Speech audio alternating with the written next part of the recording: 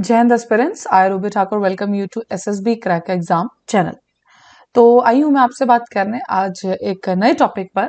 और आज का जो टॉपिक है वो रिलेट करता है इंडिया और कनाडा के रिलेशंस पर। फिर एक बार सवाल खड़ा हुआ है। इंडिया ने हाल ही में समन किया है कनाडा के डिप्लोमेट को। अब उसके पीछे की सारी वजह क्या है, तो चलिए जानेंगे पूरे वीडियो लेक्चर में डिटेल में कि ऐसा क्या हुआ कि वापस से अभी पहले भी आप सब जानते हैं कि काफी टाइम से इंडिया और कनाडा के जो रिलेशंस हैं वो सही नहीं चल रहे हैं, चाहे वो हरदीप सिंह नाइजर केस के ऊपर था या बाकी चीजों पे। करेक्ट। तो उसी के बीच में फिर से एक बार एक और मोड़ आया। तो चलिए जानेंगे डिटेल में कि क्या ऐसा हुआ कि फिर से एक क्वेश्चन मार्क आके खड़ा हो गया।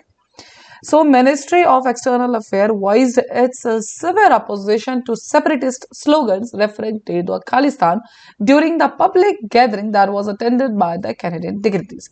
So, in short, अगर मैं आपको पूरे इस जो इवेंट हुआ है उसके बारे में बात करूं तो गैदरिंग खालसा डे चल रहा था, उसके लिए गैदरिंग चल रही थी जो कनाडा के अंदर एनुअल उसमें सबसे बड़ी गैदरिंग भी मानी जाती है।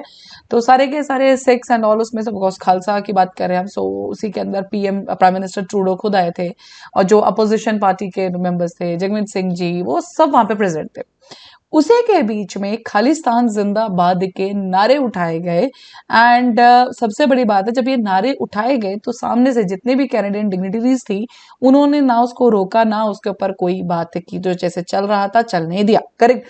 सो उसी के बीच में जब इस तरह का कोई भी इवेंट हो रहा है किसी कंट्री के अंदर, आप किसी दूसरी कंट्री को तोड़ने की बात करें, बिकॉज आप सब जानते हैं कि भारत के अंदर जो खालिस्तान वाला इशू है ये काफी ज्यादा प्रेवलेंट है। टेररिज्म एक्टिविटीज को इसने बहुत ज्यादा वो ध्यान दिया है।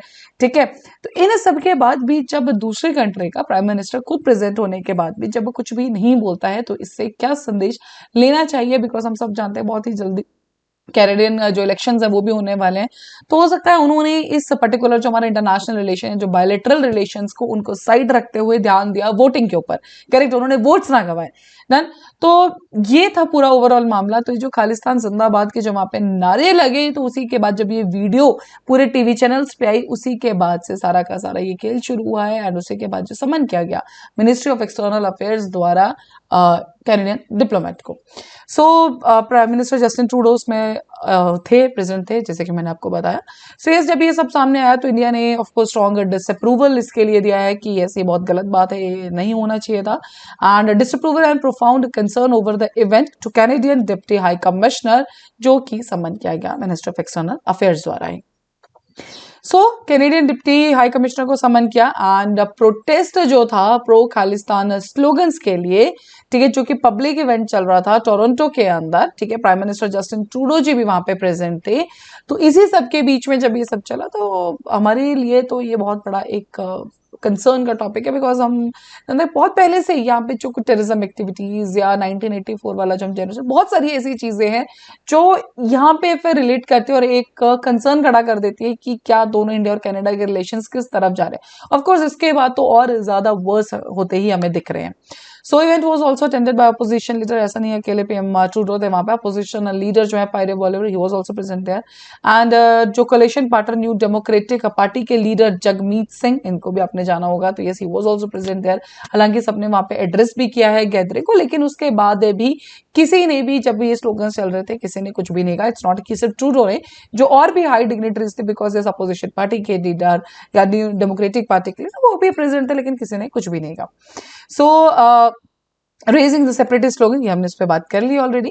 So what they said basically, Government of India deep concern and strong protest conveyed at such disturbing actions being allowed to continued unchecked at the event illustrates once again political space that has been given in Canada to the separatism, extremism and the violence. Their continued expressions not only impact India-Canada relations but also encourage a climate of violence and criminality in Canada to the detriment of its own citizens. सो यहाँ पे भारत का कहना ये है कि सबसे बड़ा जो हमारे लिए यहाँ पे कंसर्न है वो ये है कि जब इस तरह का डिस्टर्बिंग एलिमेंट्स, डिस्टर्बिंग स्लोगन्स वहां पे चल रहे थे तो क्यों जो डिग्निटरीज थे वो उसको रोक सकते थे, वो कह सकते थे कि आप ये सब चीजें मत कहिए, बाकी बात कीजिए। ठीक है। बट ऐसा कुछ भी नहीं हुआ, ना कोई रोका गया, ना उसके ऊपर कोई क्वेश्चन उठाया गया, कुछ भी ऐसा नहीं किया गया। वहीं पे गवर्नमेंट ऑफ इंडिया का इसके ऊपर कहना है तो कहीं ना कहीं ये दर्शा रहा है कि कनाडा के अंदर अभी भी ये जो सेपरेटिज्म, एक्सट्रीमिज्म या जो वायलेंट वाली जो मूवमेंट मूवमेंट है उन्हीं के लिए still we have the space. ऐसा नहीं है कि वो इस चीज को अवॉइड करना चाहते हैं, they are okay with that, तभी उन्होंने इन स्लोगन्स को भी नहीं रोका। तो इससे सिर्फ हमारे रिलेशंस जो हैं वो इम्पैक्ट नहीं होंगे, हालांकि आपके ही कंट्री के अंदर एक वायलेंस का, क्रिमिनलिटी का एक जो पूरा एनवायरनमेंट बन जाएगा एंड आपके खुद के सिटीजन्स को भी इससे हानि पहुंच सकती है।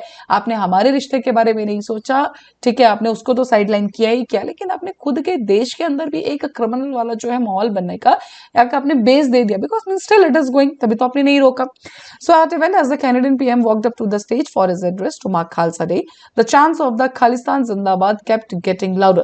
Showed a video released by the Canadian TV channel. So it happened again when a opposition leader Pierre Poilievre walked up to the stage to begin his address. जैसे मैंने आपको बताया, जो प्रेसिडेंट थे सबने एड्रेस किया, तो जैसे पीएम ट्रूडो वहां पे स्टेज पे गए एड्रेस करने के लिए, या जो अपोजिशन लीडर है पायरी पोलिवरे वो भी गए, तो जो खालिस्तान जिंदाबाद के जो नारे हैं वो तेज ही होते गए, वो बिल्कुल भी कम नहीं हुए हैं, करेक्ट। तो रोका तो नहीं गया। In address during Khalsa day celebration in the Toronto, अब देखिए ट्रूडो का क्या कहना है इसके अंदर, we gather here to remember that one of Canada's greatest strength is its diversity. We are strong not in spite of our differences but because of our differences. Done.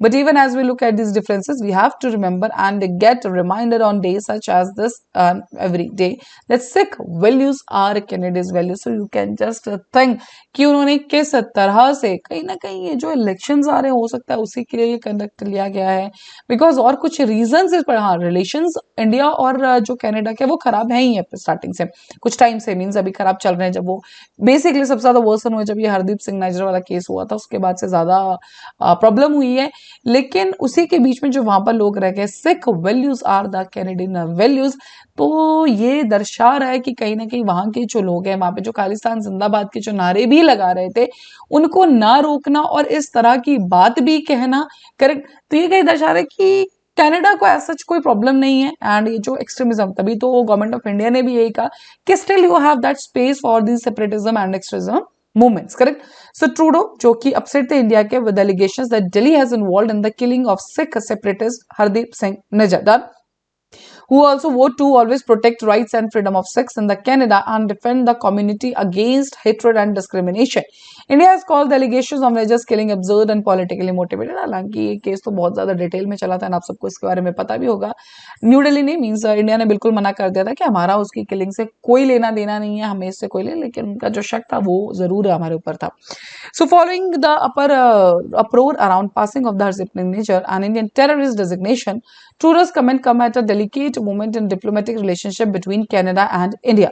Sikhs attended yearly Khalsa Day celebration in downtown Toronto despite unrest. अब इसके बीच में जब वो address कर रहे थे पूरी की पूरी रैली को, जब वो एड्रेस कर रहे थे उन्होंने उस पर गारंटी दी है कि हम आपके राइट्स का ध्यान रखेंगे, हम आपकी फ्रीडम का ध्यान रखेंगे, आप हमारे लिए बहुत ज्यादा जरूरी हैं, सिख वैल्यूज ही कैनेडियन वैल्यूज हैं। तो ये सब चीजों ने उन्होंने उनको आश्वासन दिलाया है, क्योंकि जो क्राउड था उसी के बीच में से खालिस्तान जिंदाबाद के नारे लगा रहे थे, लेकिन उनको आप आश्वासन, रोका तो आपने नहीं है, लेकिन उसी के बीच में आप उनको पूरा विश्वास दिला रहे हैं कि हम आपके साथ हैं, we are always there with you, आपकी फ्रीडम का, आपके जो भी राइट्स हम उनका ध्यान रखेंगे। तो बिकॉज उनका कोई भी कमेंट नहीं है ना, उसके बाद ना अभी तक कोई ऐसा कमेंट या कोई भी क्लैरिफिकेशन नहीं दी गई है कि जब ये नारे चल रहे थे उस टाइम पे आपने कोई भी एक्शन क्यों नहीं लिया, करेक्ट। हालांकि आपको जानते हैं कि आपको कनाडा क्यूबेक वाला भी रीजन चल रहा है, क्यूबेक जो रीजन है बेसिकली, ठीक है, लेकिन उसके बाद में भी पॉइंट यही है कि अभी जो इंडिया है वो उस पर्टिकुलर में डेवलप नहीं है, उस लेवल पे नहीं पहुंच चुका है ना इकोनॉमिकली एंड फाइनेंशियली कि हम उनको डायरेक्टली टारगेट कर सके।